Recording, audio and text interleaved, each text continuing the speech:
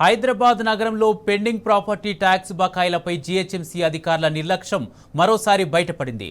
లక్షల్లో బకాయిలు ఉన్న కన్నెత్తి చూడని అధికారుల తీరుపై విమర్శలొస్తున్నాయి. బుద్ధభవన్ ముందున్న ప్రముఖ నాని టిఫిన్ సెంటర్ కమ్ దాబాకు దాదాపు 8 లక్షల రూపాయల ప్రాపర్టీ ట్యాక్స్ పెండింగ్ ఉంది. ఏకంగా 10 ఏళ్లుగా పన్ను చెల్లించని యాజమాన్యంపై ఒక్క నోటీస్ కూడా ఇవ్వని అధికారులు ట్రేడ్ లైసెన్స్, ఫుడ్ లైసెన్స్ కూడా గడువు ముగిసినా పట్టించుకోవడం లేదు. పైగా టిఫిన్ వ్యర్థాలను నేరుగా హుస్సేన్ సాగర్లో వదులుతున్నారనే ఆరోపణలున్నాయి. లీజుకు తీసుకున్న స్థలం కూడా లీజు గడువు పూర్తయినా జీహెచ్ఎంసీ అధికారులు ఎందుకు చర్యలు తీసుకోలేదన్న అనుమానాలు వ్యక్తమవుతున్నాయి. లైసెన్స్ లేకుండా ప్రజల ఆరోగ్యంతో చెలగాటమాడుతున్న ఈ సెంటర్పై ఎందుకు చర్యలు తీసుకోవడం లేదని స్థానికులు ప్రశ్నిస్తున్నారు.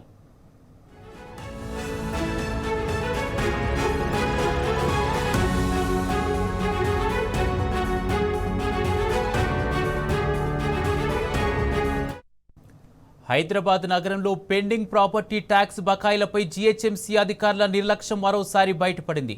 ఇదే అంశానికి సంబంధించి పూర్తి అప్డేట్స్ మా ప్రతినిధి కిరణ్ అందజేస్తారు. కిరణ్, హైదరాబాద్ లో ప్రాపర్టీ ట్యాక్స్ కు సంబంధించినటువంటి అంశంలో పెండింగ్ ప్రాపర్టీ ట్యాక్స్ బిల్లులు రోజు రోజుకు పెరిగిపోతా ఉన్నాయి. అవి ఇంట్రెస్ట్లు కూడా భారీగా పెరుగుతా ఉన్నాయి. ఇటీవల కాలంలో మార్చి 31 వరకు 90% రాయితీతో ఇచ్చినటువంటి గడువు కూడా ముగిసింది. ఎర్లీ బర్డ్ స్కీమ్ కూడా పెట్టింది. అయినప్పటికీ కొంతమంది హైదరాబాద్ లో ఉన్నటువంటి ట్రేడ్ లైసెన్స్ కావచ్చు, ప్రాపర్టీ ట్యాక్స్ లకు సంబంధించినటువంటి పెండింగ్ ప్రాపర్టీ ట్యాక్స్ లను చెల్లించట్లేదు.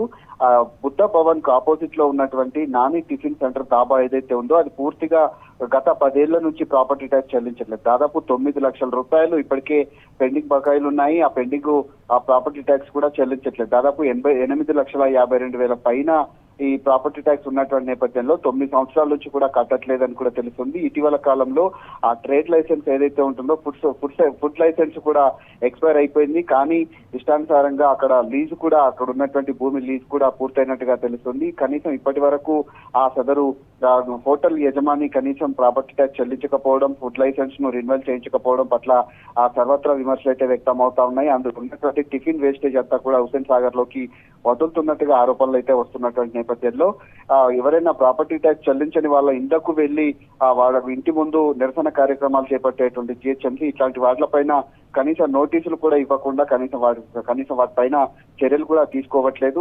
చాలా వరకు రావాల్సినటువంటి ఆదాయం అంతా కూడా జీహెచ్ఎంసీకి గండిపడుతున్నటువంటి పరిస్థితులు అయితే మనకు కనిపిస్తా ఉన్నాయి. ఈ నేపథ్యంలోనే పూర్తి స్థాయిలో ఆ హోటల్ కు సంబంధించినటువంటి అంశాలు కూడా ఫుడ్ లైసెన్స్ ఎక్స్పైర్ అయిపోయినప్పటికీ అక్కడ ఫుడ్ కు సంబంధించినటువంటి ఫుడ్ సేఫ్టీ అధికారులు కూడా తనిఖీలు నిర్వహించడం లేదు.